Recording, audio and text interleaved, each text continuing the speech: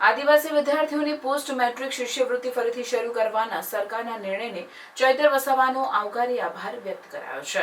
આમ આદમી પાર્ટીના ડેડિયાપાડાના ધારાસભ્ય ચૈતર વસાવાએ આ મુદ્દા પર પ્રતિક્રિયા આપતા જણાવ્યું હતું કે અનુસૂચિત જનજાતિના તમામ વિદ્યાર્થીઓને હું અભિનંદન આપવા માંગુ છું।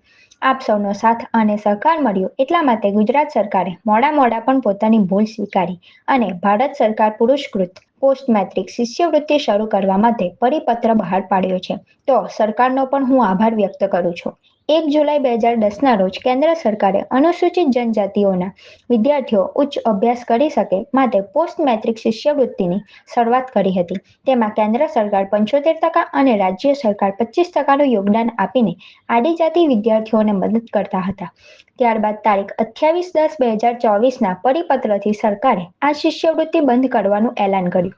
ત્યારબાદ અમે વિદ્યાર્થી નેતા યુવરાજસિંહ જાડેજા સાથે સૌપ્રથમ બિરસા મુંડા ભવનનો ઘેરાવ કર્યો અને ત્યારે હજારો વિદ્યાર્થીઓ અમારા સમર્થનમાં હતા। ત્યારબાદ અમે વિધાનસભા ઘેરાવાનો પણ પ્રયાસ કર્યો અને ત્યારે પણ હજારો વિદ્યાર્થીઓ અમારી સાથે હતા।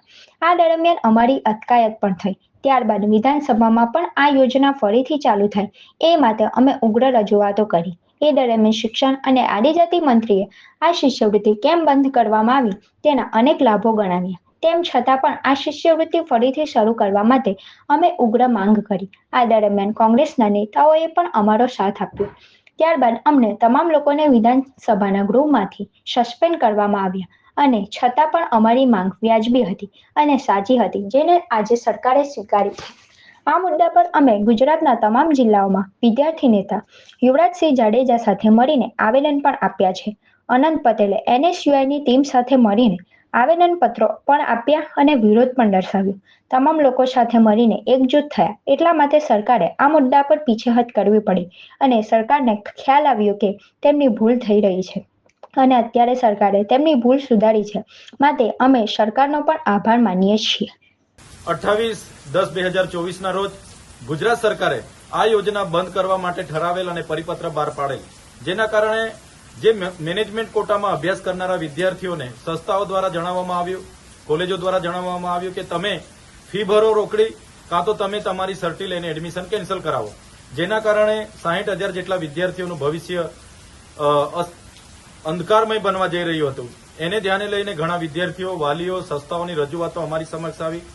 અમે વિદ્યાર્થી નેતા યુવરાજસિંહ જાડેજા સાથે હજારો વિદ્યાર્થીઓ સાથે કૂચ કરીને બિરસા મુંડા ભવનનો ઘેરાવો કર્યો। ત્યાંના કમિશનર અને સેક્રેટરીને મળ્યા, આદિજાતિ શિક્ષણ મંત્રીને મળ્યા, મુખ્યમંત્રીને મળ્યા અને અમારી એક જ માંગ હતી કે પોસ્ટ મેટ્રિક શિષ્યવૃત્તિ પુનઃ ચાલુ કરવામાં આવે। છતાં સરકારે એકની બે ન થઈ। બાદમાં અમે બજેટ સત્ર દરમિયાન વિધાનસભામાં પોસ્ટ મેટ્રિક શિષ્યવૃત્તિને લઈને આક્રમકતાથી રજૂઆતો કરી, ત્યારે પણ સરકાર અને એમના મંત્રીશ્રીએ બંધ થવાના અનેક કારણો અમને અમારી સમક્ષ દર્શાવ્યા, તેનો પણ અમે વિરોધ કર્યો। અમે કોઈ પણ ભોગે વિદ્યાર્થીઓનું ભવિષ્ય જોખમમાં મૂકવા માંગતા ન હતા, ત્યારે આક્રમકતા જોઈને એમણે વિધાનસભાના ગૃહમાંથી મને સસ્પેન્ડ કર્યો, માર્શલો દ્વારા ઉચકીને બહાર લઈ જવામાં આવ્યો। તે જ ઘડીએ આમ આદમી પાર્ટી સહિત કોંગ્રેસના વિપક્ષના નેતા અમિતભાઈ ચાવડા હોય, અનંતભાઈ પટેલ હોય, જિગ્નેશ મેવાડી સહિત તમામ ધારાસભ્યોએ પણ આ મુદ્દાને લઈને વોકઆઉટ કરીને અમે સર્વ સાથે મળીને પુનઃ ચાલુ કરવા માટેની અમારી માંગ અમે બુલંદ કરી। છતાં સરકારનું પેટનું પાણી ના હલ્યું। બાદમાં અમે વિદ્યાર્થીઓને સાથે રાખીને હજારો વિદ્યાર્થીઓ સાથે વિધાનસભાના બજેટ સત્ર દરમિયાન વિધાનસભાના ઘેરાવાના અમે પ્રયાસો કર્યા, અમે કૂચ કરી। ગેટ પર અમને પોલીસનો કાફલો ખડકી દેવામાં આવ્યો, અમને અટકાયત કરવામાં આવી।